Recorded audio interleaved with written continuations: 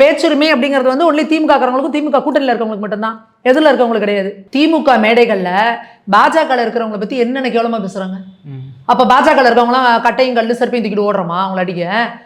பாரத பிரதமர்ல இருந்து உள்துறை அமைச்சர்ல இருந்து ஒரு நிதி அமைச்சர் ஒரு பெண், நீங்க என்ன சொல்றீங்க? ஆஹா, நாங்க தான் பெண்ணுரிமை காவலர்கள், நாங்க தான் தமிழ்நாட்டை சேர்ந்த பெண்.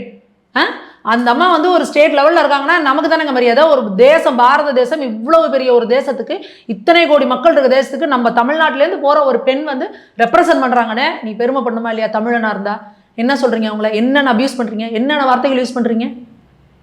அப்போ அவங்க வந்து உங்கள் மேலே என்ன இது பண்ணுறாங்களா? ஒரு பிரதமர்னு பார்க்காம நீங்கள் என்னென்ன பண்ணுறீங்க? சாதாரண பாஜக இருக்க நிர்வாகிகள், பெண் நிர்வாகிகள்னு வச்சுக்கோங்க, அவங்க ஒரு போஸ்ட் போட்டாலோ கருத்து சொன்னாலோ இந்த ஊபிஸ் ஆகட்டும், இந்த விசிகால இருக்கவங்களாகட்டும், எவ்வளவு கேவலமாக அவங்களை அபியூஸ் பண்ணணுமோ நீங்கள் வந்து கமெண்ட்டில் பண்ணுறீங்க, பேசுகிறீங்க. இதில் இந்த திமுக 2ஆம் கட்ட 3ஆம் கட்ட பேச்சாளர் இருக்காங்க, அவங்க பேசலாம் பார்த்துருக்கீங்களா? இந்த தெருவில் குடிச்சிட்டு விழுந்து கிடப்பான்ல அவன் பேசுகிற மாதிரி டேஷ் டேஷ் டேஷ்னு மேடையில் பேசுகிறீங்க. அப்போ பாஜக இருக்கிற நாங்களாம் என்னைக்காவது போய் உங்களை தாக்குதல் நடத்தியிருக்கோமா? உங்ககிட்ட இது பண்ணியிருக்கோமா? உங்களுக்கு கருத்து சுதந்திரம் இருக்குன்னா திருப்பி அதை கவுண்டர் பண்ணுங்க. நீங்க ஒரு ஏர்போர்ட் மூர்த்தி அவர்களை டிபேட்டு கூப்பிடுங்க. ஏன் போய் பேசுறேன் எங்க தலைவரை பத்தி? வாயா, தைரியம் இருந்தா ஒரு மேடைக்கு வாயா டிபேட் பண்ணியா, அப்படி சொல்லிட்டு போங்க. அதானங்க கருத்து சுதந்திரம். அதை விட்டுட்டு நீங்க இந்த மாதிரி பண்றீங்க. இப்ப கம்ப்ளைண்ட் கொடுத்தீங்கல்ல, இது மாதிரி முன்னாடி போய் கம்ப்ளைண்ட் கொடுக்க வேண்டியதானே?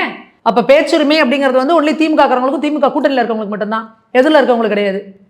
அப்ப இதுதானே சர்வாதிகாரம். அப்ப இது பாசிச அரசு.